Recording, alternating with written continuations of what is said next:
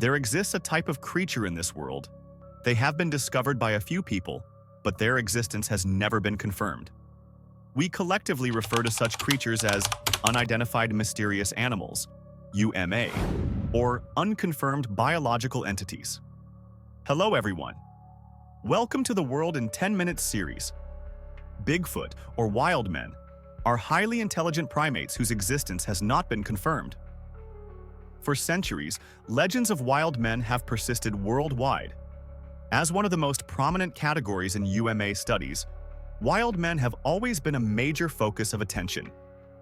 Today, I will introduce one of the most famous wild men of the Himalayas, the Yeti, also known as the Abominable Snowman. The Himalayas is the world's highest mountain range, home to 110 peaks over 7,000 meters high, including Mount Everest, known as the highest point on Earth. Stretching from east to west, it spans China, Bhutan, Nepal, India, and Pakistan, covering 2,500 kilometers in length and 200 to 300 kilometers in width. It is snow-covered year-round, offering breathtaking landscapes. Legend has it that a strong, primitive species, the Yeti, roams these snowy lands. The Yeti, often referred to as the Snowman, is more formally known in cryptozoology as Yeti or Yeti Kangmi.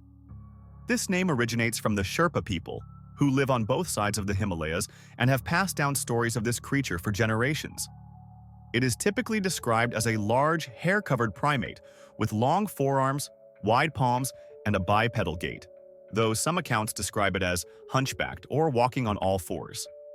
Its entire body is covered in fur, with colors ranging from white, gray, to reddish-brown. Some sightings mention a conical, pointed head with a wide mouth and sharp teeth. It is said to be extremely strong, capable of hunting medium to large mammals, but it also consumes fruits and plant roots. Reported sizes vary greatly, ranging from 1 meter to 6 meters tall. This wide size range is due to the Yeti's vast distribution across different regions of the Himalayas, where descriptions differ across cultures. This has also led to various names for the creature. Cryptozoologists classify the Yetis into different size categories. Small Yetis, Pima, ranging from 1 to 1.3 meters tall. These creatures have reddish-gray fur and conical heads, living in warmer valleys of the Himalayas. Medium Yetis, Miti or Miti Kangmi.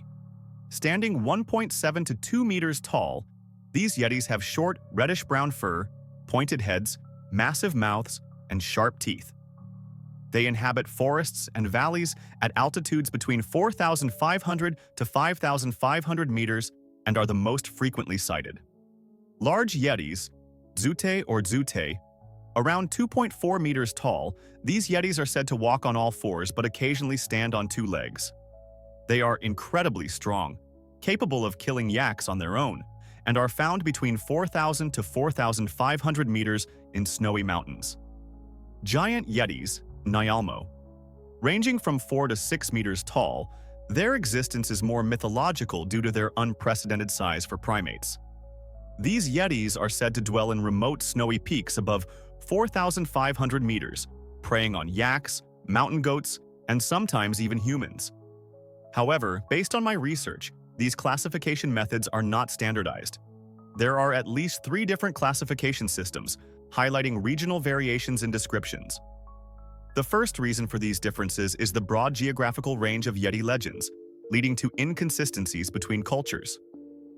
For example, the term Yeti sometimes refers to small Yetis in one source, but medium Yetis in another. The second reason is the vast number of names used to describe the creature, making categorization difficult. Depending on the region, Yetis are also called Migo, Kangmi, Michi, Chem, Zami, Chimchi, among others. From discussions with friends in Lhasa and Shigatse, I found that they prefer the name Kangmi, which directly translates to snowman. For simplicity, I will use Yeti as a general term in this discussion. The earliest references to Yetis appear in Tibetan Buddhist mythology. However, due to the religious nature of these texts, I will not go into detail in this video. In general, these myths describe a special ancestral connection between humans and Yetis. According to these beliefs, both humans and Yetis descend from the same 6 ancestral lineages, but some early ancestors did not fully evolve into humans, remaining in a non-human, non-animal state, what we now call wild men. In the religious traditions surrounding the Himalayas, Yetis are also seen as messengers of the mountain gods. It is said that when the mountain gods become angry and seek to punish wrongdoers, they send a fierce and powerful ape-like creature to carry out their divine justice. In Lhasa's Jabong Monastery, there is a mural depicting a Yeti carrying a beheaded corpse. For the mountain people, seeing a Yeti is considered a bad omen, meaning that they may have committed some wrongdoing. To avoid punishment, they seek guidance from religious leaders and perform good deeds to atone for their sins. In other cultures and regional myths, Yetis are sometimes revered as the god of the hunt, the king of the forest, a magical spirit, or even a harbinger of disease and disaster. The earliest written record of the Yeti in modern history comes from Qing dynasty scholar Ji Yun in his book Yuewei Cao Tang Biji, Notes from the Yuewei Cottage. In volume 15, under the section The First Stories from Gloomy Tales, there is a story recorded in classical Chinese, which can be roughly translated as follows. A convict exiled to Urumqi, Chao Ronggong, once heard a story dating back to the Qianlong era, approximately 1775 CE. 2 men, traveling by mule to Tibet for trade, became lost in the mountains. Suddenly, more than 10 figures leaped from a cliffside. At first, they thought they were being ambushed by bandits. However, as the figures approached, they realized that these were not ordinary people. They were incredibly tall, standing between 2.5 to 2.8 meters. Their bodies were covered in yellow or green fur. They had human-like but eerie faces. Their language was unintelligible. Fearing that these were demonic beings, the 2 men were terrified. However, the creatures did not seem hostile. Instead, they tucked each man under an arm, took control of their mules, and led them into a mountain valley. There, they killed one of the mules, lit a fire, and cooked the meat. They sat in a circle, feasting, even sharing the food with the 2 men.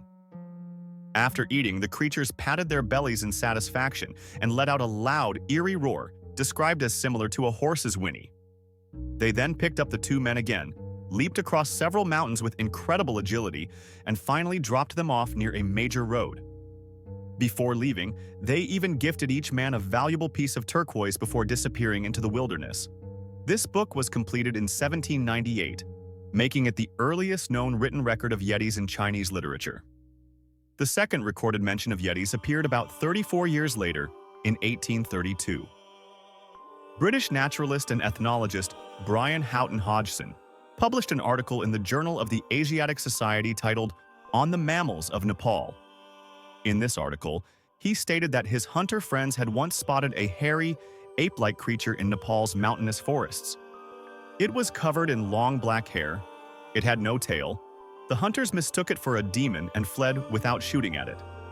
In 1899, Scottish explorer Lawrence Waddell described his own experience in his book Among the Himalayas. He reported seeing large footprints in the snow, leading up into higher altitudes. Local guides told him that these tracks belonged to a furry wild man who lived in the eternal snowfields. However, Waddell dismissed the idea, believing the tracks were most likely made by a bear. In 1907, the British Alpine Club planned an expedition to measure the true height of Mount Everest and celebrate their 50th anniversary. Due to various delays and logistical challenges, the expedition was not carried out until 1921.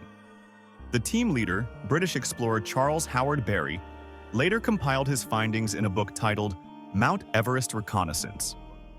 On September 22nd, the team reached an ice field at 6,400 meters and discovered numerous footprints in the snow. The Sherpa porters immediately identified them as belonging to the wild men of the snow mountains. They referred to these creatures as Meat Kangmi. Later, when journalist Henry Newman interviewed the expedition team, he misunderstood the word meat, which means man-bear, as meaning dirty. To make the story more sensational, he translated it as abominable, thus coining the famous term, the abominable snowman.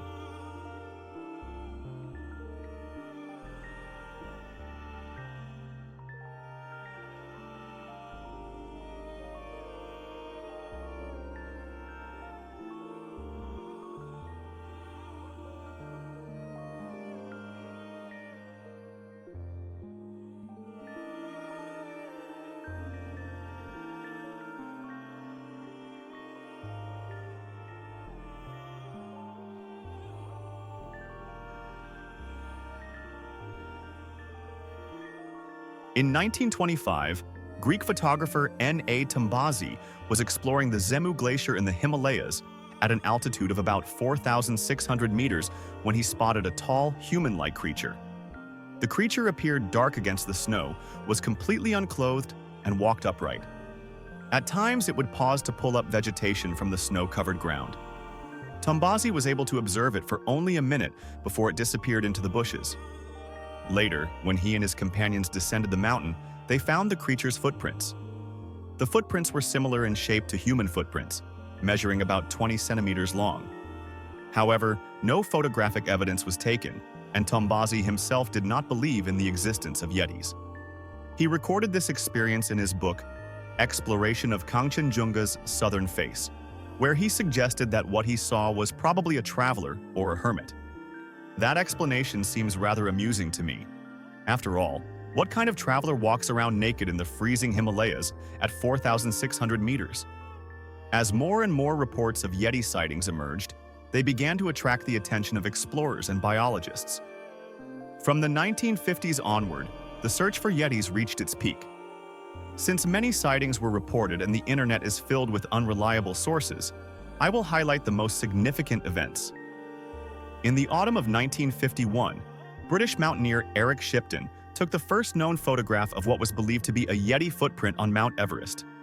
Shipton was an experienced Everest explorer, having participated in almost every Everest expedition from the 1930s to the 1950s. In 1951, his team set out to map a possible route from Nepal into Mount Everest, marking the beginning of post-war climbing expeditions. During their journey, while climbing an ice field near the Nepal-Tibet border at about 6,000 meters, they stumbled upon a series of strange footprints. Out of curiosity, they followed the tracks for about a mile, eventually stopping to set up camp. Since they had nothing to use for scale, Shipton decided to place his ice axe and boot next to the footprints before taking a photo. According to him, the footprint was twice the size of a normal human foot, and its toes were shaped oddly. The big toe was shorter, but disproportionately large. These photographs were later auctioned online for a high price. In 1952, the American Popular Science magazine published another photo of Yeti footprints, which had been taken by British mountaineer Frank Smythe in 1937. However, this photograph was later confirmed to be bear tracks, and Smythe did not dispute this claim. In 1954, the British Daily Mail allocated £1 million to fund the largest Yeti expedition ever organized. This expedition was led by British mountaineer John Angelo Jackson and included 2 journalists, several members from the 1953 Everest Summit preparation team, zoologists, anthropologists, and ornithologists, doctors, nearly 400 porters, and even cages and tranquilizer guns in case they found a Yeti. Despite lasting 3.5 months, the expedition failed to find conclusive evidence of Yetis. However, they did capture photos of what appeared to be Yeti footprints. They also made an unusual discovery at Tengboche Monastery in Nepal. Inside the monastery, they found a strange painting depicting a human-like creature being chased by 2 horsemen. The creature was painted entirely in blue, with a green face, covered in fur, and sticking out its tongue. Snakes were wrapped around its shoulders and neck. According to the monks, this was Dzute, the large Yeti mentioned earlier. They then visited Pangboche Monastery, where they encountered what appeared to be physical evidence of a Yeti, a scalp and a hand bone.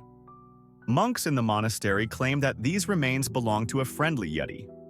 According to local legends, a Buddhist monk named Sangwa Dorje once meditated in a mountain cave. A Yeti, out of respect, brought him food, water, and firewood, and eventually became his disciple. After the Yeti died, the monk collected its scalp and hand bones and brought them back to the monastery, where they were preserved as sacred relics, only displayed during special ceremonies. According to Jackson's account, the scalp was covered in reddish-brown fur, with a bluish tint near the roots. It had a prominent dome shape from front to back. The zoologist Biswamoy Biswas, who examined it, confirmed that the scalp was a single, intact piece, with visible hair follicles and no signs of stitching or artificial assembly. This suggested that the scalp was not a manufactured artifact. Dr. Charles Stoner, an anthropologist, estimated that the scalp was at least 250 years old. Further investigations revealed that 3 similar relics existed in the Solukhumbu region of Nepal, all preserved in different monasteries, including Pangboch Monastery.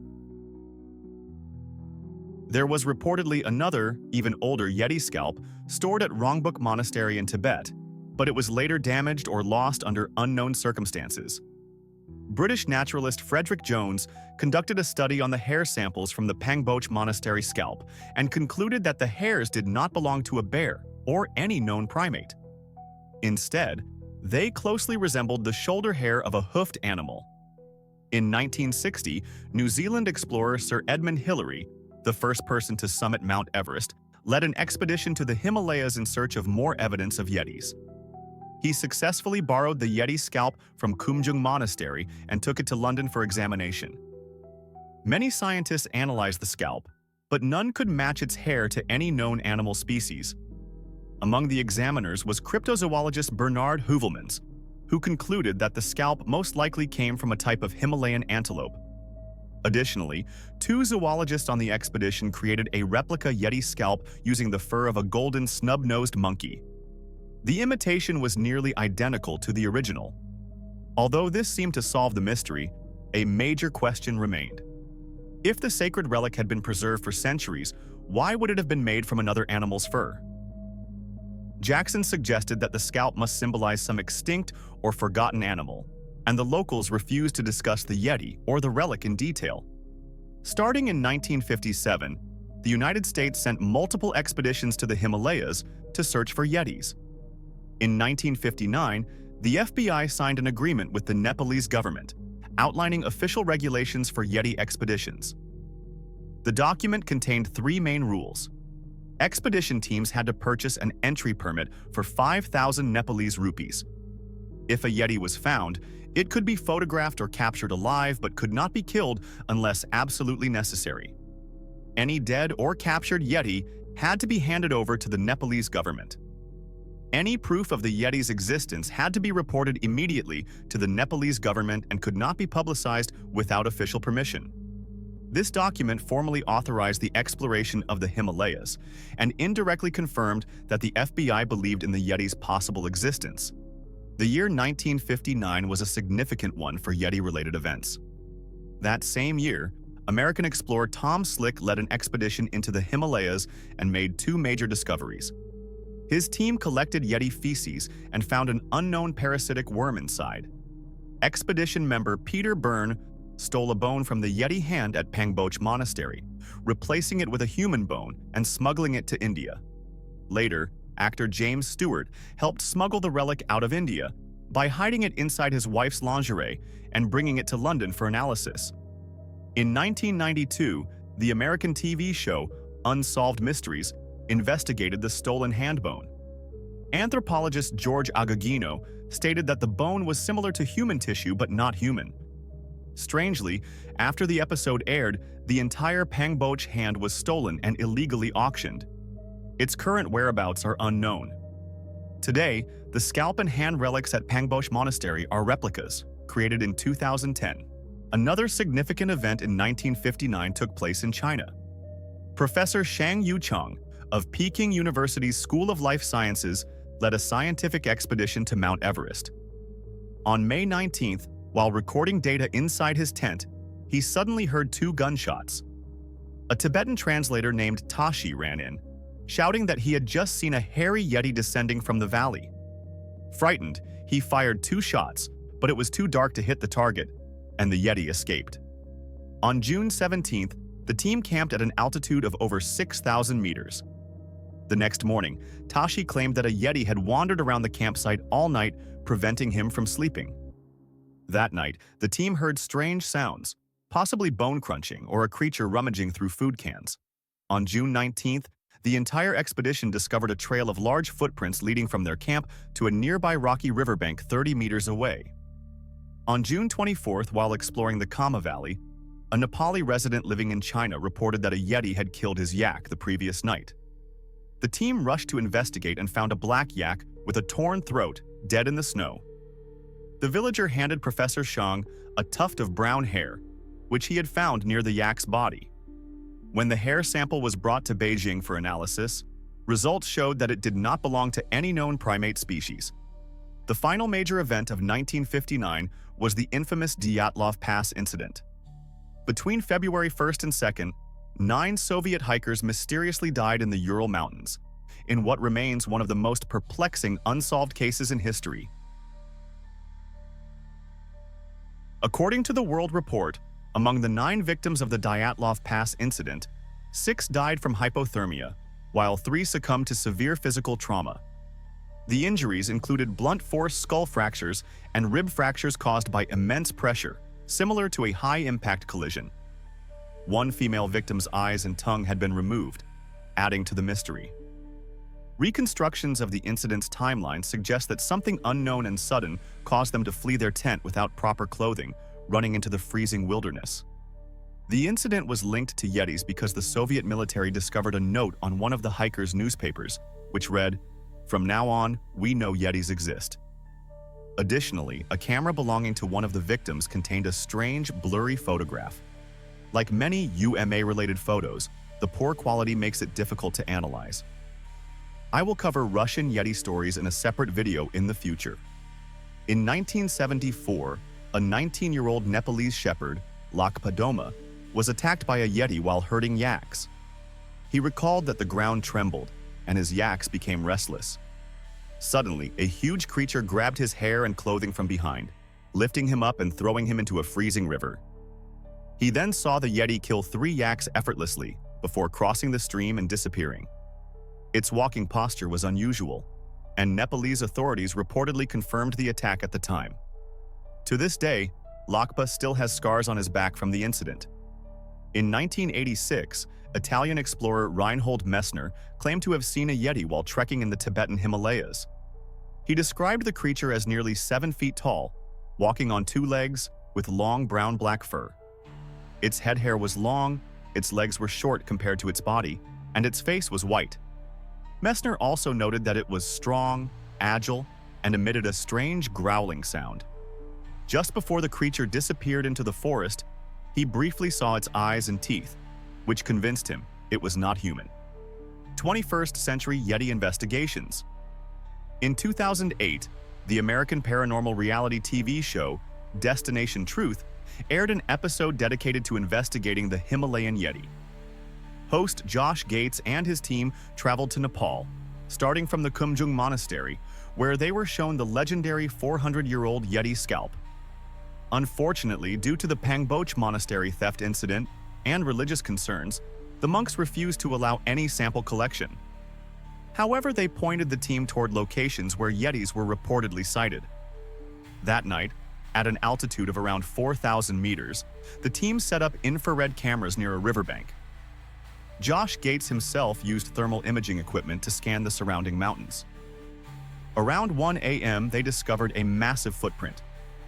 The footprint had visible toe impressions, but only one full print. 2 heel-like imprints suggested that the creature climbed over rocks. The plaster cast of the footprint was later taken to Idaho State University, where biologist Dr. Jeffrey Meldrum examined it. Meldrum was unable to match the print to any known species, but confirmed it was not a hoax. Additionally, he compared it to footprints from another unknown primate species found in a different region. In 2009, during the 3rd season of Destination Truth, Gates and his team returned to the Himalayas, this time traveling to Bhutan. Interestingly, Bhutan's eastern region has a 500-square-kilometer nature reserve specifically dedicated to the protection of Yetis. At the Bhutanese Environmental Protection Office, the team found multiple plaster casts of footprints that were believed to be left by Yetis. The officials stated that local people firmly believe in the existence of Yetis, describing them as dangerous, human-like creatures that live in high-altitude caves and forests. Since the late 20th century, many sightings have been reported. Most witnesses describe the Yeti as a large, snow-white humanoid that emits loud, echoing roars. One villager even showed Gates a vertebra, claiming it belonged to a Yeti. However, he refused to sell it to the team for testing. Another witness, Lekki Singhi, recounted a terrifying experience where a Yeti attacked his village and abducted children. He described the creature as exceptionally tall, with a round, ape-like face. That night, Gates' team set up cameras again, hoping to capture clear footage of a Yeti, but they were unsuccessful. However, one of the team members heard a large animal moving through the jungle. When they rushed to investigate, they only found a tuft of hair caught on a tree branch. Later, the vertebra photo was taken to Professor Jim Dines at the Los Angeles Natural History Museum. After comparison, he concluded that the bone came from a bear. The hair sample was then sent to a forensic lab in Houston, Texas, where Dr. Melba Ketchum conducted a DNA test. The results were shocking. The hair belonged to a large, unidentified primate. The DNA results from the Yeti hair sample collected in Bhutan were shocking. It belonged to a large primate species that did not match any known primate DNA sequence. On April 30th, 2019, the Indian Army made a public statement claiming that on April 9th of the same year, their expedition team discovered Yeti footprints near Makalu Peak. The footprints measured 81 centimeters in length and 38 centimeters in width. This announcement caused a major stir, particularly because it was published through the official Twitter account of the Indian Army. However, many commenters questioned the validity of the claim, asking, why was there only a single line of footprints? Why were the footprints unclear in shape? The Indian Army never responded to these concerns. There are countless other Yeti sightings and pieces of evidence, too many to list in a single video. However, I will include additional references in the video description for those interested in further research. Theories about the Yeti's origins. Various scientists, cryptozoologists, and researchers have proposed different theories to explain the Yeti phenomenon. Here are the most significant ones. Theory 1. The Yeti is actually a Himalayan brown bear or a Tibetan blue bear. Some researchers believe the Yeti is simply a misidentified species of bear living in the Himalayas. There are two main candidates: Himalayan brown bear, Ursus arctos isabelinus, the largest bear species in Asia, weighing up to 200 kilograms. Males can reach 2.2 meters in height. Their fur has a reddish-brown hue, leading to the nickname red bear. Tibetan blue bear, Ursus arctos pruinosus, also known as the horse bear or Tibetan brown bear, has dark fur with a bluish tint, can grow up to 2.1 meters long, and weigh over 400 kilograms. Both bear species are massive predators that could easily be mistaken for a large humanoid figure, especially in snowy or low-visibility conditions. For years, many scientists and writers have tried to support this bear theory. In 2017, Danish biologist Charlotte Lindqvist used advanced DNA sequencing techniques to analyze 24 samples of alleged Yeti remains from across the world. The samples included hair, skin, feces, bones. The results showed that most of these samples actually came from Himalayan brown bears and black bears. One tooth was from a canine species. One leg bone was from a Tibetan blue bear. This study has made the bear theory the most widely accepted scientific explanation for the Yeti. However, a 1954 expedition by the British Daily Mail found artistic depictions of Yetis that suggest a more complex story. At Kumjung Monastery, a monk named Kappa Carlden drew 3 sketches. Miti, the medium-sized Yeti, which is the most commonly cited. Dzute, the largest Yeti, resembling a bear. Jute, the local Sherpa name for the Yeti. In the drawings, the Dzute clearly resembles a bear, but the Miti does not look like a bear at all. If all the bear-related evidence applies to Dzute, then what exactly is Miti? Theory 2. The Yeti is a descendant of Gigantopithecus. This theory was first proposed by cryptozoologist Bernard Heuvelmans in 1955. Many later researchers and writers have supported variations of this hypothesis. Heuvelmans was also one of the strongest critics of the Yeti is a bear theory. One of the most compelling arguments for this theory is a footprint comparison chart from Heuvelmans' book On the Track of Unknown Animals. The chart compares footprints from a gorilla, a Yeti, a human, a bear. The Yeti footprint clearly resembles the gorilla and human prints more than the bear print. Gigantopithecus was an enormous ape species that lived between 2 million and 350,000 years ago. Fossils of Gigantopithecus have been found primarily in China, with a few in India and Vietnam. It is considered the largest ape species to have ever lived. Fossil evidence suggests it stood between 2.7 to 3.7 meters, 9 to 12 feet, tall, weighed between 200 to 300 kilograms, had massive jaw structures and powerful limbs. The first fossil was discovered in a Hong Kong apothecary where it was sold as dragon bone powder. However, many biologists argue that Gigantopithecus was a quadruped, four-legged walker.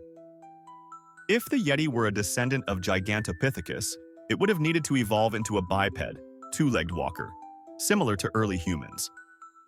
Based on current primate evolution, this would have been extremely difficult. Theory 3. The Yeti is a surviving primate species. A variation of the Gigantopithecus theory suggests the Yeti could be a previously unknown primate species that evolved to live in high-altitude environments. Many witness descriptions of Yetis match reports of large, hairy primates rather than bears. Additionally, in 1959, explorer Peter Byrne, who stole the Pangboche hand relic, conducted interviews with many Sherpas about their Yeti experiences. He showed them multiple illustrations of various animals and mythical creatures. Without hesitation, the Sherpas pointed to an illustration of an ape-like creature as the closest match to the Yeti. However, the biggest problem with this theory is, why would a primate species choose to live in the freezing, oxygen-deprived mountains instead of lower forested regions? Cultural impact of the Yeti. To this day, there is no definitive answer to what the Yeti truly is. However, its influence on global culture is undeniable. Since the mid-20th century, the Yeti has appeared in countless films, books, and TV series. In the 21st century, the Yeti has become a widely recognized commercial icon used in animated movies, logos, merchandise. In 2020, Nepal officially used the Yeti as the mascot for its national tourism campaign. While most people have never seen a Yeti in real life, the mystery surrounding the Himalayan wilderness captivates the human imagination. As always, the unknown is greater than the known, and this is the true allure of unidentified mysterious animals that concludes this episode. Thank you for watching.